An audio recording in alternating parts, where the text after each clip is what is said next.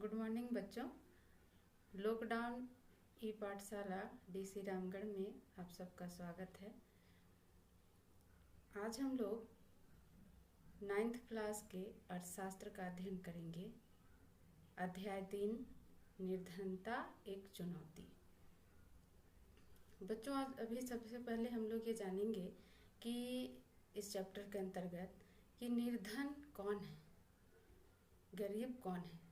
तो बच्चों हम अपने दैनिक जीवन में ऐसे बहुत से लोगों से मिलते हैं और ये सोचते हैं कि ये गरीब हैं। ये गांव में रहने वाले भूमिहीन श्रमिक भी हो सकते हैं। भूमिहीन श्रमिक मतलब जो वैसे श्रमिक जिनके पास अपनी ज़मीन नहीं होती, और शहरों की भीड़ भरी झुग्गी झोपड़ियों में रहने वाले लोग भी निर्धन हैं। भवन निर्माण में काम करने वाले दैनिक वेतन भोगी श्रमिक भी निर्धन हो सकते हैं, और ढाबों या होटलों में काम करने वाले बाल श्रमिक भी, ये भिखारी भी हो सकते हैं। तो बच्चों हम लोग देखते हैं कि हमारे चारों ओर निर्धनता है। देश का हर चौथा व्यक्ति निर्धन है। इसका मतलब यह हुआ कि अगर मान लिया जाए कि हमारे देश की जनसंख्या 100 है तो 100 में 25 व्यक्ति निर्धन हैं। 2011-12 में भारत में 270 मिलियन या 27 करोड़ लोग निर्धन थे। आगे हम लोग पढ़ेंगे निर्धनता के दो विशिष्ट मामले, शहरी निर्धनता और ग्रामीण निर्धनता। शहरी निर्धनता जो शहरों में पाई जाती है, तो शहरी निर्धनता को हम लोग एक कहानी के माध्यम से, राम शरण की कहानी के माध्यम से जानते हैं। राम शरण 33 वर्ष का है और वह झारखंड में रांची के निकट एक आटे के मिल में दैनिक मजदूर के रूप में काम करता है। उसे जब कभी रोजगार मिलता है, इसका मतलब है कि उसे नियमित रोजगार नहीं है, उसे जब कभी भी रोजगार मिलता है तो महीने में लगभग वो 1500 रुपये कमा लेता है। उसके परिवार में 6 सदस्य हैं और उसकी पत्नी और 4 बच्चे हैं जिनकी आयु 6 से 12 वर्ष तक के बीच है।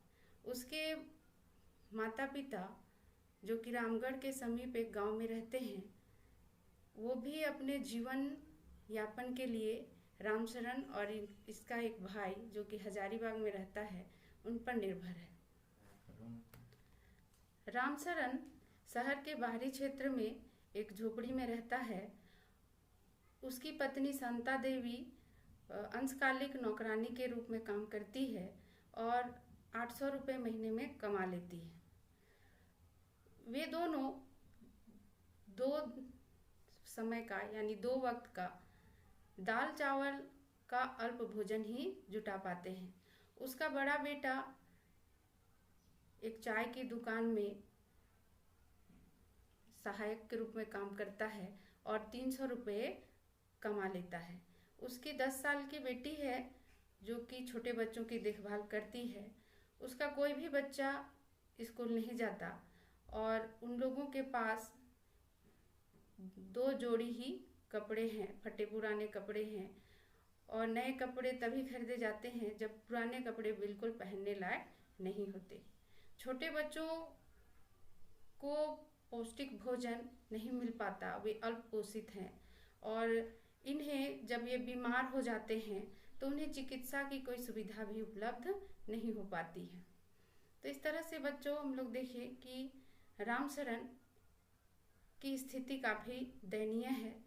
बहुत मुश्किल से ही वो 2 वक्त का अल्प भोजन ही जुटा पाता है। अब देखते हैं ग्रामीण निर्धनता। ग्रामीण निर्धनता भी हम लोग लखा सिंह की कहानी के माध्यम से जानेंगे। लखा सिंह उत्तर प्रदेश में मेरठ के गांव में रहता है। वह भी एक भूमिहीन श्रमिक है, उसके पास अपनी भूमि नहीं है, इसलिए वो बड़े किसानों के लिए छोटे मोटे काम करता है और उसका काम भी अनियमित है, अर्थात किसी दिन काम मिलता है, किसी दिन काम नहीं मिलता। जब भी उसे काम मिलता है तो पूरे दिन मेहनत के बदले केवल वो 50 रुपया ही कमा पाता है। प्रायः उसे पूरे दिन खेतों में काम करने के बदले कुछ किलोग्राम गेहूं, दाल और थोड़ी सब्जी ही मिल पाती है।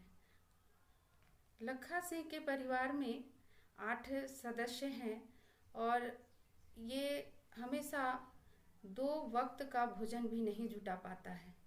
लखा सिंह गांव के बाहर एक कच्ची झोपड़ी में रहता है। उसके परिवार की जो महिलाएं हैं वो खेतों में चारा काटने का काम करती हैं और जलावन के लिए लकड़ी चुनती हैं। उसके पिता था लखा सिंह के पिता तपेदिक के मरीज थे, जिनकी 2 वर्ष पहले ही मृत्यु हो चुकी है और उसकी माँ भी अब इसी बीमारी से ग्रस्त है।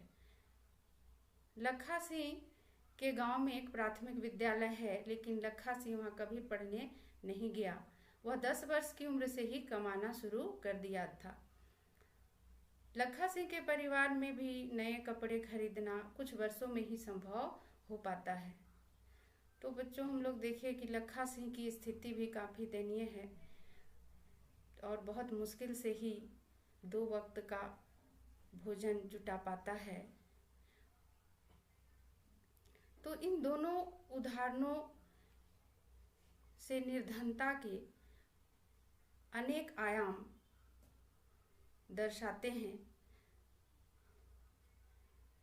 निर्धनता का अर्थ भूखमरी और आश्रय का न होना है। यह एक ऐसी स्थिति है जब माता पिता अपने बच्चों को विद्यालय नहीं भेज पाते या कोई बीमार आदमी इलाज नहीं करवा पाता। इसका अर्थ स्वच्छ जल और सफाई सुविधाओं का अभाव भी है। निर्धनता का अर्थ नियमित रोजगार की कमी भी है। गरीब लोग ऐसी स्थिति में रहते हैं जिसमें उनके साथ खेतों, कारखानों, सरकारी कार्यालयों, अस्पताल, रेलवे स्टेशन और लगभग सभी जगह इनके साथ दुर्व्यवहार होता है। आज भारत के समक्ष निर्धनता को दूर करना सबसे बड़ी चुनौती है। महात्मा गांधी हमेशा इस बात पर बल दिया करते थे कि भारत सही अर्थों में स्वतंत्र तभी होगा जब यहाँ का सबसे निर्धन व्यक्ति भी मानवीय व्यथा से मुक्त होगा। तो बच्चों, आज के लिए इतना ही। इससे आगे अगली कक्षा में। धन्यवाद।